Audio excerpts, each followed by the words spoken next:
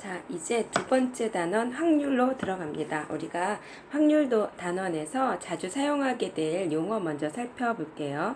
자, 1번. 같은 조건에서 반복할 수 있고 그 결과가 우연에 의하여 결정되는 실험이나 관찰. 우린 이걸 뭐라고 할까요? 그렇죠. 이것을 우리는 시행이라고 얘기를 하죠. 예. 첫 번째 내용은 바로 시행입니다. 그럼 이 시행이라는 건 뭐냐 하면 예를 들면 주사위를 던진다 라는 걸 생각을 해보세요. 그럼 주사위를 던졌을 때 그 결과는 그야말로 어떻게 나올지 우리 알 수 없죠. 뭐 반드시 1이 나오고 두 번째 던지면 2 나오고 이런 규칙이 있는 게 아니잖아요. 그 결과는 우연에 의해서 결정이 되겠죠. 이런 실험이나 관찰을 우리는 시행이라고 합니다. 그리고 이런 시행에서 일어날 수 있는 모든 결과의 집합을 우리는 표본 공간이라고 얘기를 합니다. 그래서 표본 공간은 보통 우리가 S라는 집합으로 잘 나타내요. 그래서 예를 들어서 우리가 조금 아까 주사위를 던지는 시행을 생각을 했죠. 예, 주사위를 던지는 시행에서 표본 공간 S라는 것은 이 시행에서 일어날 수 있는 모든 결과의 집합이라고 했으니까 주사위 던지면 1, 2, 3, 4, 5, 6 중에 하나가 나올 수 있겠죠. 바로 이게 표본 공간. 그러니까 우리가 생각하는 이 표본 공간이라는 건 바로 전체 집합과 같구나라는 걸 알 수 있겠죠. 그 다음에 세 번째, 어느 시행에서 얻어지는 결과. 이것을 우리는 사건이라고 합니다. 자, 예를 들어서 주사위를 던졌을 때 3의 눈이 나올 수도 있겠죠. 이렇게 주사위를 던졌을 때 3의 눈이 나오는 것을 사건이라고 얘기를 하는 겁니다. 뭐 또 주사위를 던졌을 때 짝수의 눈이 나온다. 이런 것도 사건이라고 얘기를 하겠죠. 그래서 우리가 사건이라는 것은 보통 대문자 A, B, C 등으로 나타냅니다. 자, 그런데 이런 사건 중에서 그 원소가 한 개로 이루어진 사건을 우리는 특별히 근원 사건이라고 얘기를 합니다. 자, 근원 사건이란 원소가 한 개인 사건이 되겠어요. 그러니까 예를 들면 아까 말한 것처럼 주사위를 던졌을 때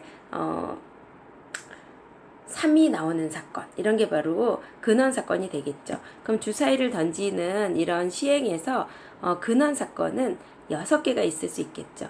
예를 들면 1의 눈이 나오는 사건, 또 2의 눈이 나오는 사건, 이런 식으로 근원 사건은 원소가 한 개인 사건을 의미합니다. 자, 그 다음에 다섯 번째, 반드시 일어나는 사건. 반드시 일어나는 사건을 우리는 전사건이라고 얘기를 해요. 예를 들면 주사위를 던졌을 때 6 이하의 눈이 나온다. 이러면 어때요? 반드시 일어나겠죠? 이런 걸 우리는 전사건. 그에 반해서 절대 일어나지 않는 사건을 우리는 공사건이라고 얘기를 합니다. 공사건은 보통 이렇게 공집합 파이로 나타내는데요. 뭐 예를 들면 주사위를 던졌을 때 7의 눈이 나온다. 이런 건 절대 일어날 수 없는 사건이 되겠죠. 그래서 공사건을 우리가 공집합으로 나타낼 수 있고요. 그러고 보면 전사건이라는 거는 바로 표본 공간 S이겠구나라는 것도 여러분이 알 수 있을 거예요. 자, 이번에는 이제 그 확률의 연산에 대한 기호를 살펴볼 건데요. 자, 표본 공간 S의 두 사건 A와 B에 대해서 A 또는 B가 일어나는 사건을 우리는 A와 B의 그렇죠. 합사건이라고 합니다. 우리 집합에서는 A 또는 B에 속하는 원소들의 집합을 A와 B의 합집합이라고 얘기했었죠. 자, 여기에서는 A 또는 B가 일어나는 사건을 우리는 A와 B의 합사건이라고 하고 기호로 집합에서와 똑같이 이렇게 합집합 표시로 나타내 줍니다. 자, 그러면 벤 다이어그램을 그려본다면 표본 공간 S가 있고 모든 사건은 A, S, 표본 공간의 부분 집합이죠. 자, A라는 사건과 B라는 사건이 이렇게 있을 때 A 또는 B가 일어나는 사건이라는 건 이렇게 A와 B의 합집합과 같은 의미겠구나 라는 거 여러분 이해되죠? 자, 그 다음에 A와 B가 동시에 일어나는 사건을 우리는 A와 B의 곱사건이라고 합니다. 그래서 A와 B가 동시에 일어나는 거 교집합으로 나타내요. 그래서 역시 벤 다이어그램으로 그려보자면 A와 B의 A도 일어나고 B도 일어나는 건 바로 이 부분이겠죠. 이것을 우리는 A와 B의 곱사건이라고 하고 교집합과 같은 기호로 나타냅니다. 자, 그런데 A와 B가 동시에 일어나지 않을 때, 동시에 일어나지 않는다라는 건 결국 이렇게 겹치는 부분이 없다는 얘기겠죠. 즉 A 교집합 B가 공집합, A와 B의 곱사건이 공사건일 때 두 사건 A와 B는 서로 배반이라고 얘기를 하고, 이 두 사건을 서로 배반 사건이라고 합니다.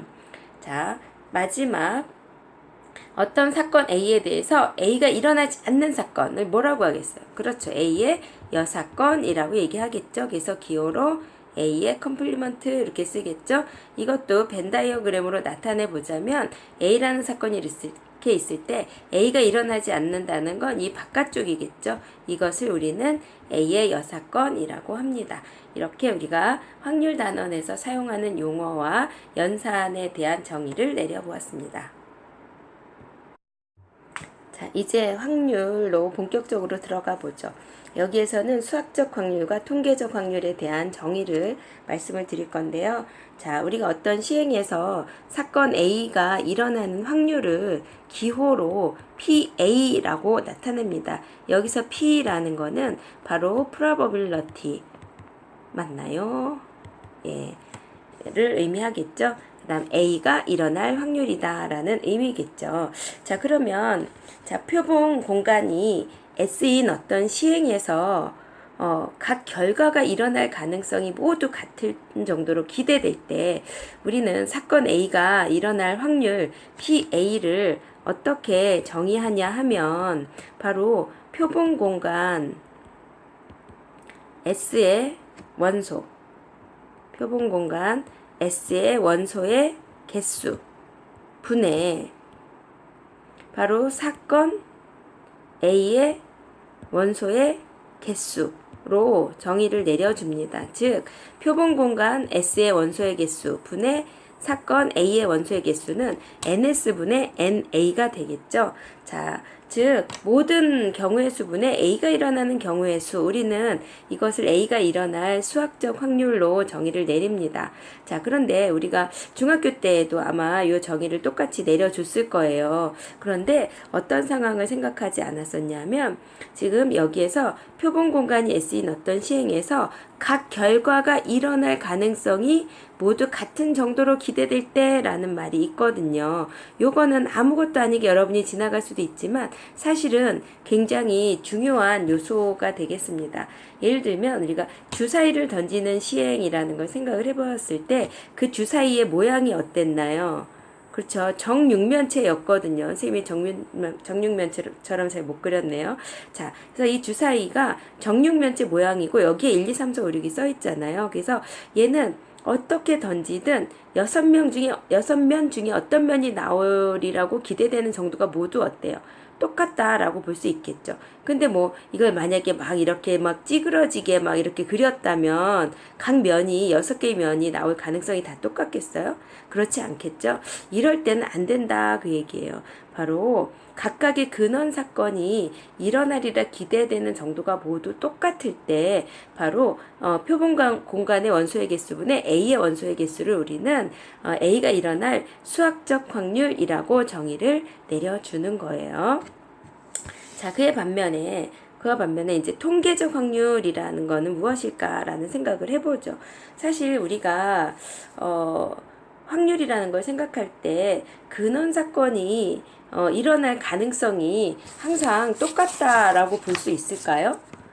그렇지 않겠죠. 예.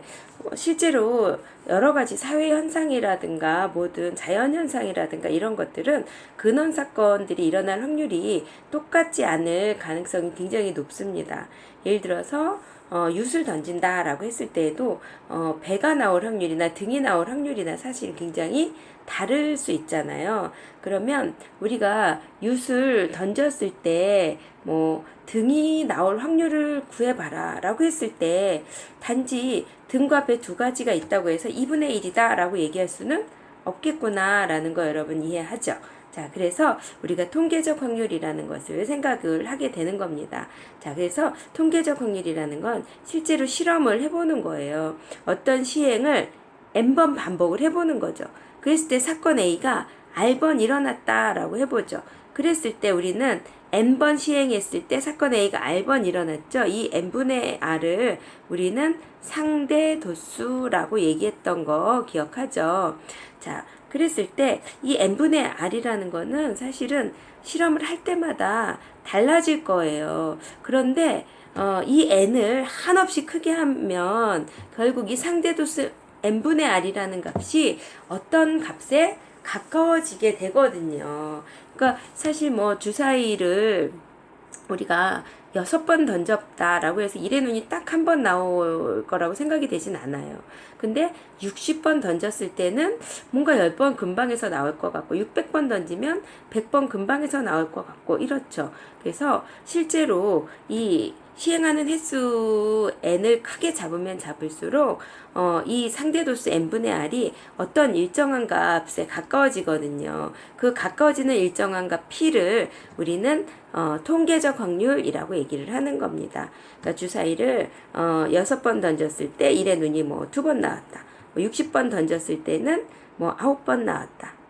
600번 던졌을 때는 몇 번 나와야 될까? 원래는 수학적 확률은 100이겠죠. 뭐 101번 나올 수도 있겠죠. 뭐 6000번 던졌을 때는 뭐 1000, 뭐 4번 나올 수도 있겠죠. 등등등등 이렇게 시행하는 횟수가 그러니까 시행하는 횟수가 많아지면 많아질수록 뭔가 6분의 1이라는 값에 뭐 예를 들어서 가까워진다라고 했을 때 우리는 이 6분의 1을 통계적 확률이라고 얘기한다는 거예요.